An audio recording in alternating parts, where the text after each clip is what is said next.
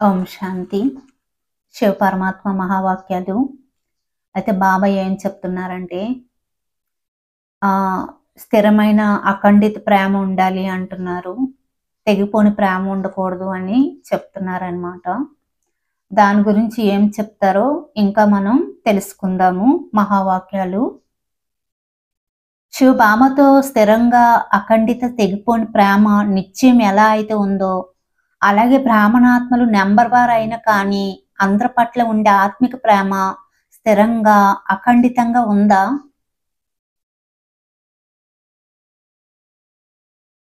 రకరకాల నడవడిక సంస్కారాలు చూసి ప్రేమిస్తే అది స్థిరము లేదా అఖండిత ప్రేమ కాదు కదా.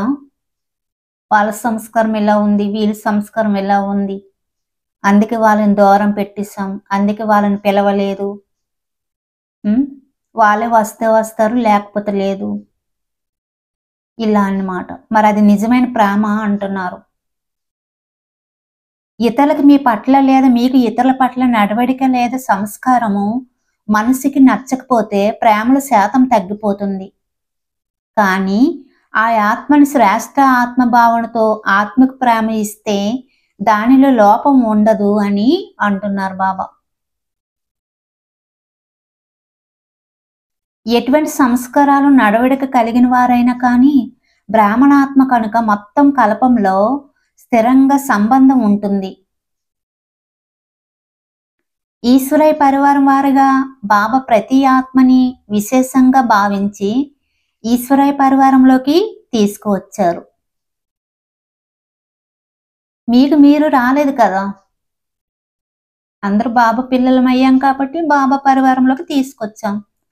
మనకు మనం రాలేదు కదా, బాబా తీసుకొచ్చారు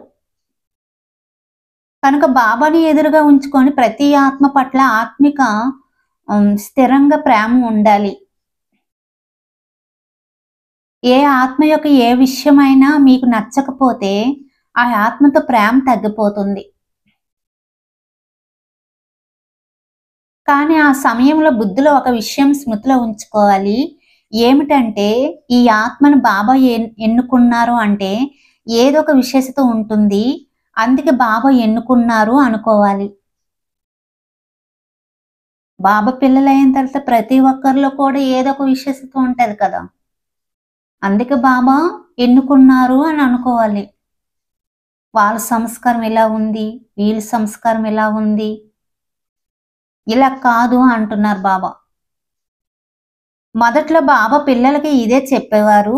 ఎవరిలోనైనా 36 గుణాలలో 35 గుణాలు ఉండిపోయినా ఒక్క మంచి గుణం మాత్రం ఉంటుంది, అందుకే బాబా ఎన్నుకున్నారు. బాబా వారిలో 35 అవగుణాలు చూసారా, లేక ఒక్క గుణం చూసారా? ఏం చూశారు? బాబా అడుగుతున్నారు. అన్నిటికంటే ఉన్నతమైన విశేషత లేక గుణం బాబాని గ్రహించే బుద్ధి, బాబావారుగా అయ్యే ధైర్యము, బాబాతో ప్రేమ ఉంచుకొని విధి అంటున్నారు. అన్నిటికంటే విశేషమైన గుణం ఏది?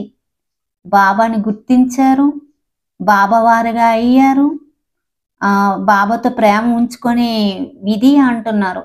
ఇదే అన్నిటికంటే విశేషమైన గుణం కదా.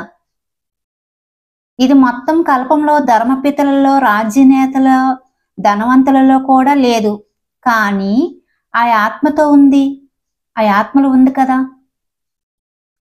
బాబా మీ అందరిని అడుగుతున్నారు, మీరు బాబా దగ్గరికి వచ్చే ముందు గుణ సంపన్నులు అయ్యి వచ్చారా అని.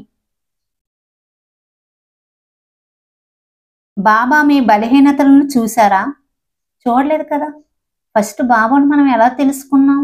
నిరాకారుడని తెలుసుకున్నాం. అప్పుడు మనం గుణ సంపన్నంగా అయ్యి బాబా దగ్గరికి వచ్చామా ఏంటా? లేదు. పాత సంస్కారాలతో ఆత్మలో పాపం నిండిపోయి బాబాను తెలుసుకొని బాబా దగ్గరికి వచ్చారు. అదే బాబా అన్నారు. అప్పుడు బాబా మనలోని బలహీనతలు చూసారా ఏంటా? చూడలేదు. నన్ను గుర్తించారనే విశేషత ఆయన చూశారు. అదే అడుగుతున్నారు బాబా, నేను మీ బలహీనతను చూసానా ఏటా? మీరేమైనా నా దగ్గర ఫస్ట్ వచ్చినప్పుడు గుణ సంపన్నంగా అయ్యి వచ్చారా ఏంటా? ఏ ఆత్మనైనా విశేషాత్మగా భావించి సంబంధ సంపర్కంలోకి వచ్చి బాబాను ఎదురుగా ఉంచుకున్నట్లయితే ఆ ఆత్మపై స్వతహాగానే ఆత్మిక ప్రేమ కలుగుతుంది. ఇదే పుణ్యం అంటే, సేవ అంటే ఇదే. బాబాకి స్నేహితో పాటు సర్వులకి స్నేహిగా అవుతారు. మరియు ఆత్మిక స్నేహం ద్వారా అందరి నుండి సదా సద్భావన, సహయోగం యొక్క భావన, ఆశీర్వాదాల రూపంలో ప్రాప్తిస్తాయి. దీనినే ఆత్మిక శ్రేష్ఠ సంభాలన శక్తి అని అంటారు అని బాబా అంటున్నారు. అచ్చా. ఓం శాంతి.